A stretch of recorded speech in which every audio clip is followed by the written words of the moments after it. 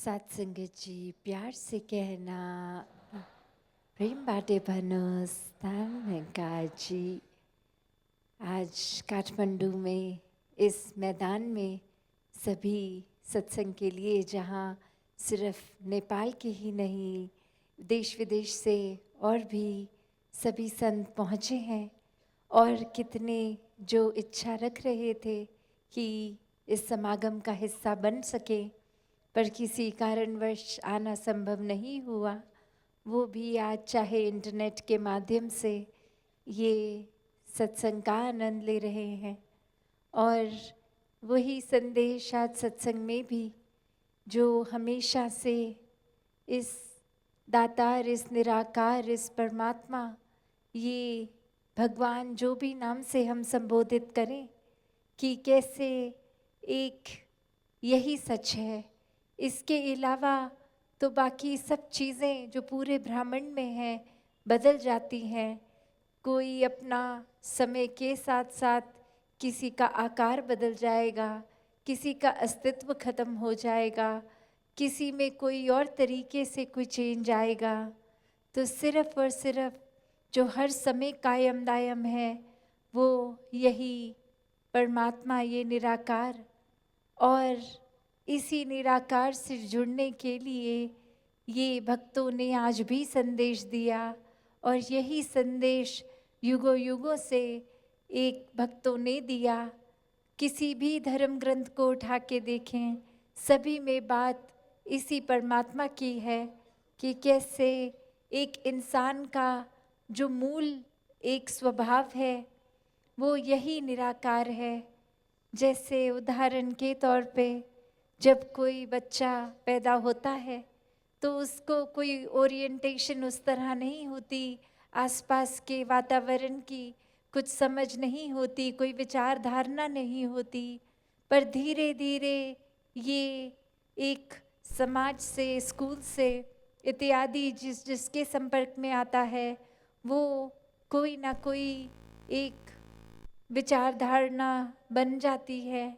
जैसे पहले अगर कोई हम एग्जाम्पल देखें तो एक ट्रांसपेरेंट अगर ग्लास है कांच का, और उसके तो आर पार साफ दिख रहा है, पर वहीं किसी ने कोई पहले एक रंग का कपड़ा बांध दिया, फिर दूसरे, फिर तीसरे, और अंत में इतने सारे उस पे कपड़े बांध दिए गए कि उसका असली मूल ये ट्रांसपेरेंसी, ये आर पार दिखता था जैसे पहले, वो ख़त्म हो गया और अनेकों रंग चढ़ गए।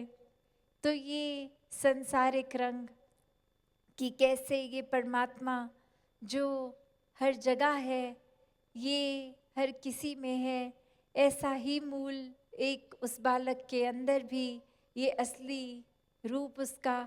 और कैसे फिर एक सोच विचार से, एक सोसाइटल कंडीशनिंग से, ये तरह तरह के रंगों के असर पे ये एक कोई रीति रिवाज में, एक कोई जाति पाति में, एक कोई किसी तरह के अपने एक सोच को बना लेता है, और वहीं अपने सही और गलत बना लेता है, और वहीं कोई दूसरे कल्चर का किसी एक के कल्चर में जो सही उसके कल्चर में गलत, ऐसे अनेकों हर किसी के एक ही देखने में आता है। और ये सारे बंधन, ये सारे रंग फिर सिर्फ ब्रह्म ज्ञान द्वारा ये बंधनों से मुक्त हो जाती है। वही ये आत्मा है, इस परमात्मा का मूल। और कैसे ये संसार में शरीरों में है, हर किसी के ये आत्मा इस परमात्मा की ही अंश, जो एक दैवीय है, एक बहुत ही इस इंसानी जन्म में ये जो पोटेंशियल है हर आत्मा का, ये परमात्मा बनने का। तो इसको कैसे हम दुनियावी रंगों में रंग देते हैं, कैसे फिर ये अपने मूल स्वभाव से बिल्कुल ही अलग हो जाती है। ये सांसारिक चीज़ें जो क्षण भंगुर हैं उनको हकीकत मांग लेती है। और कैसे फिर हमारे एक आचरण में, एक हमारे नेचर में भी कुछ चीज़ें आ जाती हैं जो फिर बिल्कुल ही एक हमारे मूल स्वरूप से विरुद्ध हो जाती है। एक कहानी भी दासी ने पढ़ी कि जहाँ एक शिष्य आता है किसी गुरु के पास और कहता है कि मुझे एक एक बहुत ही इस गुस्से ने परेशान कर रखा है। कोई छोटी सी भी एक चीज़ होती है तो मेरा मन उसको एक्सेप्ट नहीं कर पाता और बहुत ही मेरा टेम्पर हाई हो जाता है, गुस्सा आ जाता है। मेरे को एक यही एक अपने आप से परेशानी होती है कि बहुत गुस्सा आता है। और वहीं वो गुरु आराम से उस शिष्य से बात करते हुए कहते हैं, अच्छा इस समय अभी के अभी गुस्सा होके दिखाओ कैसे आता है। और वहीं वो कहता है कि ये मेरे काबू में नहीं है, ये तो मैं इच्छा से अभी नहीं हो सकता, ये तो कभी भी कोई ऐसी चीज़ होती है, कोई स्टिमुलस मिलता है, कोई ऐसी चीज़ कोई बात कहता है या कोई सोच मैंने बनाई होती है कि ऐसा होगा और वैसा नहीं होता तो आता है, किसी के शब्दों से आ जाता है, मेरी इच्छा के विरुद्ध जो भी होता है मुझे गुस्सा देता है, ये कभी भी आ जाता है।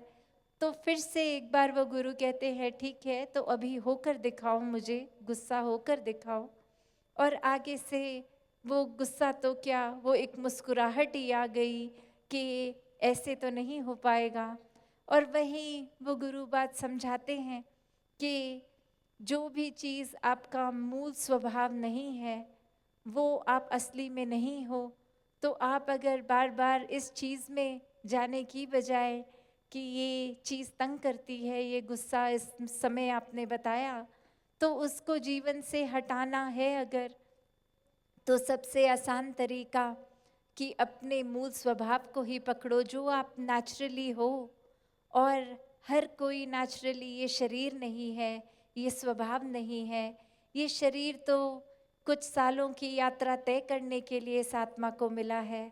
तो मूल जो ये आत्मा है, ये जब सारे बंधनों से कट जाती है, ये संसार में रहते हुए इस संसार से अलग हो जाती है कि ये सामान, ये रिश्ते नाते, ये सब है, इसका उपयोग करना है, सदुपयोग करना है, हर किसी को प्यार भी करना है, पर ये सांसारिक बंधनों में नहीं बस जाना कि ये असली में जो एक परमात्मा रूप है आत्मा, उसको फिर ये समझ रहे कि हम जीते जी मुक्त हैं, ये बंधनों में फंसे नहीं। ये तो एक सेवा रूप मिली है कि घर परिवार समाज सभी के लिए ये मन को एक अर्पित करना है, समाज के प्रति, एक संसार के प्रति समर्पित मन से सेवा करनी है। ये कोई कारण फिर ऐसा नहीं कहते संत कभी भी कि घर परिवार अपनी जिम्मेवारियों से नाता तोड़ दो और कहीं ऐसी जगह भक्ति करो जहाँ समाज पे बोझ बनोगे। नहीं, भक्तों ने तो गृहस्थ में रह के, अपने घर में रह के, समाज में रह के भक्ति करनी सिखाई है। उसी तरह जैसे एक कमल के फूल की पंखुड़ी जो होती है, जो एक लीफ होती है, पत्ता, वो एक पानी में जीवन अपना जीता है, पानी में समाप्त होता है उसका जीवन। फिर भी अगर वो जब सरफेस पे जब आ जाता है एक ऊपर उस कीचड़ के, तो एक अगर बारिश पड़े भी या कोई बूंद पानी की, तो वो कैसे वाटरप्रूफ हो जाता है कि वो बूंद बूंद की तरह रहती है, उसमें समाती नहीं है और वो फिर झड़ भी जाती है। तो कैसे एक उस पानी में चाहे जन्म लिया फिर भी वो असर पानी का नहीं लिया, उसी तरह हमने इस संसार में जन्म तो लिया है, पर ये संसार का असर इतना गहरा ना बनाए। हमेशा परमात्मा का ही प्रभाव अपने मन में गहरा होने दें कि कैसे हर चीज़, हर एक में ये परमात्मा ही है।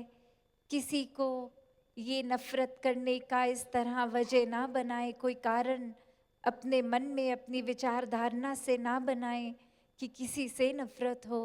सभी अपने हैं, सभी बहुत अच्छे हैं, सभी इस परमात्मा का अंश हैं, सभी श्रेष्ठ हैं।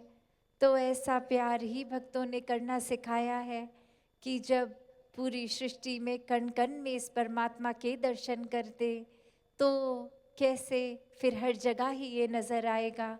और फिर ये जो एक बात है कि हम करीब जिस तरह एहसास कर पाते हैं एक नज़दीक होके, तो फिर ये परमात्मा में जीते जी एक मिक हो जाते हैं, ये एक रस हो जाते हैं। जैसे पानी में अगर शरबत घोल दें कोई रंग का, तो फिर वो पानी और वो शरबत उसी रंग के हो जाते हैं।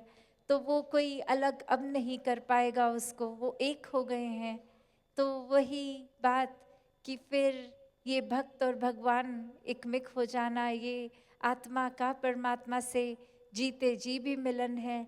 और श्वासें खत्म होने पर भी ये मोक्ष और मुक्ति की हकदार आत्मा जीते जी जब ब्रह्म ज्ञान लेकर इस परमात्मा को जान लेती है, इस परमात्मा के एहसास में हर पल जीती है, अपने जीवन को भी फिर मानवीय गुणों से इंसान युक्त कर लेता है कि जब हर पल ही ये परमात्मा का एहसास है तो कोई भी एक अपशब्द नहीं बोले जाएंगे, आचरण भी प्यारा रहेगा। एक इंसान के शरीर में है तो इंसानियत की तरह ही जिएंगे। तो फिर ये परमात्मा ने इसको प्राप्त, ये भी आत्मा ने इस परमात्मा को प्राप्त कर लिया। जैसे ये देश का नाम भी नेपाल है, तो अगर ऐसे देखा जाए, मैंने पा लिया कि मैंने पा, कि ये आत्मा ने परमात्मा को पा लिया, कि ये बस एक हर जगह है। अब ये अपना ऐसा बन गया है कि ताउम्र ये जीवन भर यही है, हर समय, हर सोच में, हर ख्याल में, हर कदम में। कोई भी फिर किसी को चोट पहुंचाने वाला काम होगा ही नहीं जब हर एक में इसके दर्शन होंगे। तो यही संतों ने हमेशा चेतन करते हुए इंसान को कहा है कि श्वासों का पता नहीं, कभी भी मौत आ जाएगी, तो जीते जी इस आत्मा का मिलन परमात्मा से कराओ। ये ब्रह्म ज्ञान से अपने जीवन को भी जहाँ एक बहुत ही सहजता से जी लोगे, वहीं जीवन खत्म होने पर ये सैल्वेशन, ये मुक्ति, ये भी प्राप्त हो जाएगी। तो इन्हीं शब्दों से दासी अपनी वाणी को विराम देगी। सत्संगत जी, धन निरंकार जी।